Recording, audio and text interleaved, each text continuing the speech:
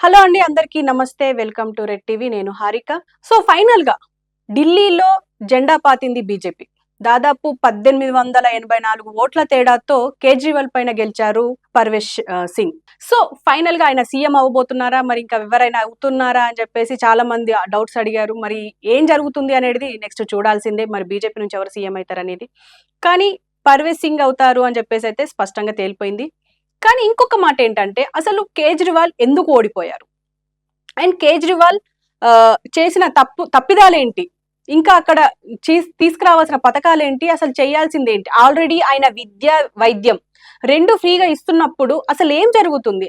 అంటే ఆ, ఇవి మౌలిక సదుపాయాలు కదా, మరి ఇవి ఇచ్చినప్పుడు ఎందుకు ప్రజలు ఓడగొట్టేశారు, ఆయనని ఎందుకు ఎంచుకోలేదు అని చాలా మంది ఆలోచిస్తున్నారు అండ్ చాలా మంది బాధపడుతున్నారు.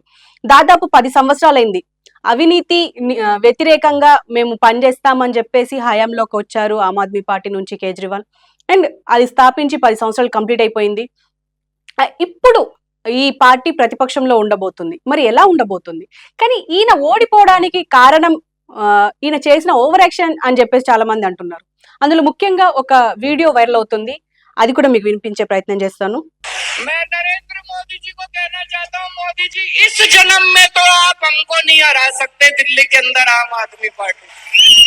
आपको दूसरा जन्म लेना पड़ेगा, इस जन्म में तो नहीं हरा सकते आप आम आदमी पार्टी को दिल्ली का।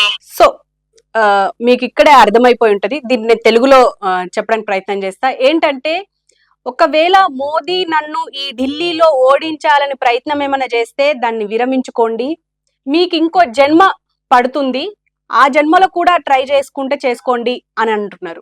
అంటే దీన్ని బట్టి ఏమర్థమవుతుంది అంటే, పార్టీ పెట్టి 10 సంవత్సరాలు అవుతుంది. ఈ 10 సంవత్సరాల్లో ఇంత కాన్ఫిడెన్స్ ఏంటి అంటే, 2 టర్మ్లు ఆయనే పాలించారా అని చెప్పేసి.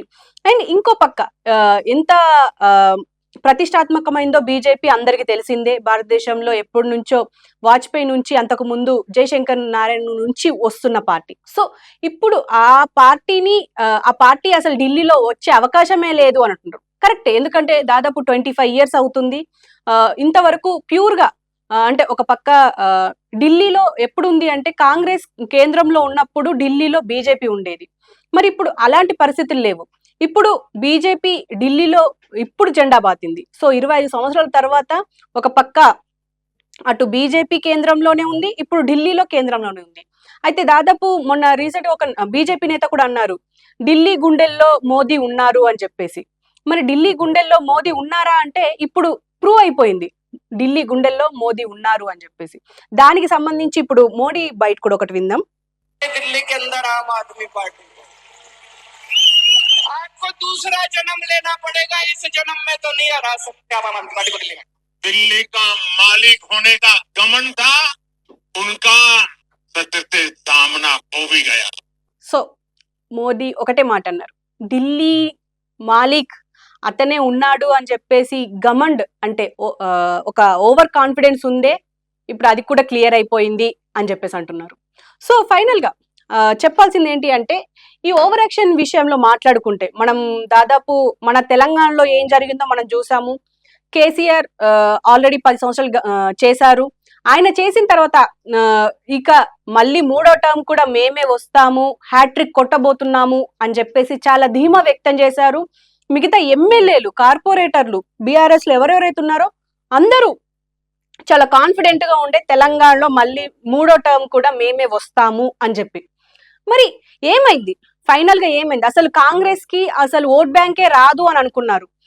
వస్తే ఇంకా సెకండ్ లో బీజేపీ అయినా వస్తుందేమో గానీ కాంగ్రెస్ కి అసలు లేనే లేదు అన్నారు. కానీ కాంగ్రెస్ ఇప్పుడు ప్రభుత్వంలో ఉంది. మరి అలాగే ఇప్పుడు ఏపీలో చూసుకున్నా కూడా వైనాట్ 175 అన్నారు. వెళ్లే ముందు కూడా ప్రతిసారి అంటే ఈ రిజల్ట్స్ వచ్చేదాకా వైనాట్ 175, వైనాట్ 175 అని చెప్పేసి అన్నారు. కానీ ఫైనల్ గా చూస్తే అక్కడ కూడా అసలు కూటమి ప్రభుత్వంలోకి వస్తుంది అని అనుకోలేరు, కానీ డైరెక్ట్ వచ్చేసింది. అంటే ఇక్కడ ఏం జరిగింది అని అంటే, ఓవర్ కాన్ఫిడెన్సే ఇక్కడ ముంచేసిందా అని అంటే అవునని చెప్పుకోవాలి, జనరల్ గా చెప్పాలి అంటే. ఇప్పుడు అక్కడ కూడా ఇప్పుడు కేజ్రీవాల్ మాటలు విన్నా కూడా అసలు ఢిల్లీలో అడుగుపెట్టే అవకాశమే ఎవ్వరికి లేదు, ఓన్లీ ఆమ్ ఆద్మీ పార్టీకే ఉంది, ఇంకో జన్మెత్తాలి మోడీ నన్ను ఓడగొట్టాలి అని చెప్పేసి అన్నారు. సో ఇది కూడా ఓవర్ కాన్ఫిడెన్స్ కింద లెక్క కట్టొచ్చు. సో ఇదంతా చూసుకుంటే మనం ఫైనల్ గా ఇప్పుడు దాదాపు ఆమ్ ఆద్మీ పార్టీలో ఉన్న పెద్ద పెద్ద తలకాయలు, పెద్ద పెద్ద నేతలందరూ, మనీష్ సిసోడియా గానీ ఎవరైతే ఉన్నారో వాళ్ళందరూ ఇప్పుడు ఓడిపోయారు, ఒక అతిషి తప్ప. అంటే రీసెంట్ గా ఆమ్ ఆద్మీ పార్టీ నుంచి కేజ్రీవాల్ సీఎం గా ఆయన ఎప్పుడైతే రాజీనామా చేశారో తర్వాత నామమాత్రంగా ఆవిడ వచ్చి ఉన్నారు ఇన్ని రోజులు సీఎం గా. మరి ఆవిడ గెలిచిందే తప్ప ఇంకా మిగతా ఎవ్వరు గెలిచిన దాఖలాలు లేవు. ఇప్పుడు ఇవన్నీ మాట్లాడుకునే ముందు అసలు కేజ్రీవాల్ ఎందుకు ఓడిపోయారు, కేజ్రీవాల్ కానీ ఆమ్ ఆద్మీ పార్టీ నేతలంతా ఎందుకు ఓడిపోయారు అంటే వాళ్ళు తీసుకొచ్చిన సంస్కరణలు కానీ వాళ్ళు తీసుకొచ్చిన పథకాలు కానీ ఏమైనా సక్సెస్ కాలేవా అంటే విద్య, వైద్యం ఇవి రెండు చాలా సక్సెస్ఫుల్ గా నడిచాయి. అయినా కూడా ఆమ్ ఆద్మీ పార్టీ నుంచి వాళ్ళని గద్దె దించేశారు ఢిల్లీలో. అసలు ఏం జరుగుతుంది అంటే మనం ముందుగా ఫస్ట్ ఆమ్ ఆద్మీ పార్టీ రావడానికి అండ్ కేజ్రీవాల్ రావడానికి ఒకటే ఒక కారణం, అవినీతి నిర్మూలన అని చెప్పేసి వచ్చారు.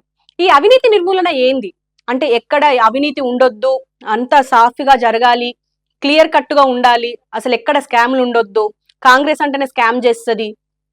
అండ్ షీలా దీక్షిత్ గారు ఆవిడ ఎంత స్కామ్ చేశారు, ఆవిడ ఇంట్లో 12 ఏసీలు, బాత్రూమ్ లో ఏసీ, అక్కడ ఏసీ, ఇక్కడ ఏసీ అని చెప్పేసి అన్నారు. మరి ఇప్పుడు ఆయనది ఏంటి, అసలు ఆయనకు మైనస్ అయ్యింది ఏంటి అని అంటే ఒకటి ఆయన శేష్ మహల్ అని చెప్పేసి ఈయనకే ఉంది, ఆయన దాన్ని రెనోవేషన్ చేయించారు అని చెప్పేసి దాంట్లో కర్టెన్స్ కి లాక్స్ పెట్టారు అని చెప్పేసి ఒక వీడియో అయితే మనకు బాగా వైరల్ అయ్యింది. అండ్ దానికి సంబంధించి అంటే ఈయననే అందరినీ విమర్శించాడు, ఆమెకి ఇంత పెద్ద ఇల్లా, ఈయనకి ఇంత పెద్ద ఇల్లా, ఆవిడకి అన్ని ఏసీలా అని చెప్పేసి అన్నారు. అంటే జనరల్ గా షీలా దీక్షిత్ గారి వల్ల ఢిల్లీ చాలా డెవలప్ అయ్యింది అన్నది చాలా పెద్దల అందరూ మాట్లాడే మాట. ఎందుకు అనంటే ఆవిడ ఉన్న టైంలోనే ఢిల్లీలో చాలా వరకు సంస్కరణలు వచ్చాయి, చాలా వరకు ఈవెన్ అక్కడ కేంద్రంలో ఎవరున్నా సరే ఇక్కడ ఢిల్లీ మాత్రం చాలా స్ట్రాంగ్ గా ఉండేది. ఈవెన్ మనం చిన్న ఉండుంటాం మన జనరేషన్ లో, అప్పుడు మనం చిన్న ఉంటాం కాబట్టి అప్పటికి మనకు షీలా దీక్షిత్ అనే వ్యక్తి మనకు బాగా తెలుసు, ఎందుకంటే ఆవిడ చేసిన డెవలప్మెంట్ గురించి మనకు చాలా మంది చెప్పేవాళ్ళు కూడా. అండ్ దీంట్లో ముఖ్యంగా మాట్లాడాలంటే ఇప్పుడు ఏవైతే ఆయన విమర్శించి వచ్చారో అంటే ఈ పార్టీ ఇలా చేస్తుంది, అసలు ఎలాంటి డెవలప్మెంట్ లేదు, నేను తీసుకొస్తా డెవలప్మెంట్ అండ్ అవినీతి లేకుండా చేస్తాము అని చెప్పేసి అన్నారు. అయితే ఆయనే వచ్చిన తర్వాత మనం రీసెంట్ గా చూసాము ఢిల్లీ లిక్కర్ స్కామ్. ఇది ఒక్కటే కారణమా అంటే డెఫినెట్ గా కాదనే చెప్తున్నారు చాలా మంది. ఎందుకు అనంటే Delhi liquor scam one of the reason మాత్రమే, అది మాత్రం కాదు. ఎందుకంటే ఈయన ఢిల్లీలో ఫస్ట్ టైం సీఎం అయిన తర్వాత అంటే ఈయన ఏమేం చేస్తా అన్నాడో అవన్నీ చేయలేకపోయారు అని చెప్పేసి అంటున్నారు. అండ్ ఎడ్యుకేషన్ ఓన్లీ ఈ వైద్యం, విద్యని మాత్రమే తీసుకొచ్చి వదిలేశారు, ఇంకా వేరే డెవలప్మెంట్ ఏం లేదు, ఆయననే ఒప్పుకున్నారు అని కూడా అంటున్నారు చాలా మంది. ఎందుకంటే ఆయన ఈ రెండు తప్ప ఇంకా వేరే ఏ విషయాల్లో డెవలప్మెంట్ అసలు కనిపించట్లేదు. ఈవెన్ మనం ఢిల్లీలో కాలుష్యం గురించి మనం ప్రత్యేకంగా చెప్పుకోక్కర్లేదు, దాన్ని నిర్మూలించే పరిస్థితి కూడా లేదు. అంటే ఆ కాలుష్యానికి సంబంధించి ఎలాంటి చర్యలు కూడా చేపట్టలేదు అని అంటున్నారు. అండ్ కొంతమంది కమెంట్ ఏం చేస్తున్నారంటే మనకు అసలు ఢిల్లీని కాలుష్యం లేకుండా చెయ్యాలి అని అంటే ఖచ్చితంగా దాని చుట్టుపక్కల చెట్లైనా నాటాల్సింది. అసలు ఆ సిచ్యువేషన్ కానీ అలాంటి ప్రస్తావన కానీ ఏమైనా చేశారా ఈ నేతలు అని చెప్పేసి కూడా మాట్లాడుతున్నారు. అండ్ ఇంకొకటి రీసెంట్ గా అదే ఆప్ కి సంబంధించిన ఎంపీ ఒక అమ్మాయి, ఆమె బయటికి వచ్చి అంటే ఆ ఉమెన్ బయటికి వచ్చి చాలా వరకు ఆరోపించింది. అంటే కేజ్రీవాల్ నన్ను పట్టించుకోవట్లేదు, అక్కడ ఆయన వ్యక్తి, ఆయన అనుచరుడే నన్ను కొట్టాడు ఆయన ఇంటికి వెళ్తే, అండ్ దారుణంగా నన్ను ఎక్కడంటే అక్కడ కొట్టి నన్ను బయటికి గెంటేశారు. ఆ విషయం ప్రస్తావిస్తే మాత్రం నన్ను అసలు పట్టించుకోలేదు, నన్ను బయటికి గెంటేసినంత పని చేశారు అని చెప్పేసి కూడా మనకు ఒక క్లిప్ అయితే వైరల్ అవుతుంది. సో ఇవన్నీ ఇంకా చెప్పుకోవాలంటే చాలా ఉన్నాయి. కానీ ఆయన చెప్పిన ఏంటి, చేస్తున్న ఏంటి, అసలు చెయ్యాల్సినవి ఏంటి, అసలు చెయ్యని ఏంటి అని చెప్పేసి అసలు ఢిల్లీ అంటేనే చాలా ఎడ్యుకేటెడ్ గా ఉంటారు అక్కడ. ఎందుకంటే మనం రీసెంట్ గా చూసాము మనకు బీజేపీకి కూడా ప్లస్ అయింది ఏంటి అని అంటే యూనియన్ బడ్జెట్. ఎందుకంటే 12 lakhs వరకు ట్యాక్స్ రిలాక్సేషన్ ఇచ్చారు. అయితే ఈ 12 lakhs రిలాక్సేషన్ అనేది అక్కడ బాగా సెట్ అవుతుంది, ఎందుకంటే అక్కడ కాస్ట్ ఆఫ్ లివింగ్ ఎక్కువ. దాదాపు ఒక సంవత్సరానికి 80 నుంచి 80,000 అంటే ఉన్నాయి అని అంటే అవి వాళ్ళకి ఏదో విధంగా యూజ్ అవుతుంది. ఎందుకంటే మన దగ్గర 1 లక్ష సంపాదించే వాళ్ళు 90% లేకపోయినప్పటికీ ఒక 10% ఉన్నా అక్కడైతే ఖచ్చితంగా ఒక 80% అన్న ఉంటారు కదా ఢిల్లీలో. సో వాళ్ళకైనా యూజ్ అవుతుంది. సో వాళ్ళు అంటే మనకన్నా వాళ్ళు ఎక్కువగా ఆలోచిస్తారు. ఎందుకంటే ఢిల్లీలో ఎడ్యుకేషన్ రేటింగ్ ఎక్కువ, అంటే లిటరేచర్ రేటింగ్ ఎక్కువ. సో వాళ్ళు ఎంత ఆలోచించాలి, మధ్య తరగతి వాళ్ళకే కదా ఇబ్బందులు. అంటే వీళ్ళు తీసుకొచ్చిన ఫ్రీ బీస్ ఎవరికి యూజ్ అవుతాయి అంటే below middle class, upper middle class కి అయితే అసలు యూజే కాదు. సో ఇవన్నీ ఆలోచించుకొని మరి ఇంకా నేను అన్నట్టుగానే ఇంకా నేను ప్రస్తావించని కారణాలు ఇంకెన్నో ఉంటాయి. అవన్నీ కారణాలని కూడగట్టుకొని ఒక ఎడ్యుకేషన్, ఒక విద్య, వైద్యం 2 ఇస్తే అయిపోతుందా, మిగతా ఇంకేం లేవా? ఈ ఫ్రీ బస్సుల వల్ల, అంటే ఫ్రీ బస్ కూడా తీసుకొచ్చింది ఆయనే ఫస్ట్.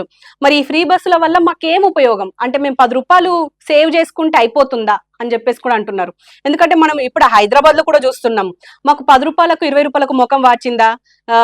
అంటే మేము నిలబడ్డ దగ్గర, మేము ఒకవేళ మంచి అంటే కరెక్ట్ బస్ ఆపే దగ్గర నిలబడ్డ కూడా మాకు కాకుండా వేరే దగ్గర ఎక్కడో ఆపుతున్నారు అని చెప్పేసి కూడా చాలా మంది మాట్లాడుతున్న విషయమే.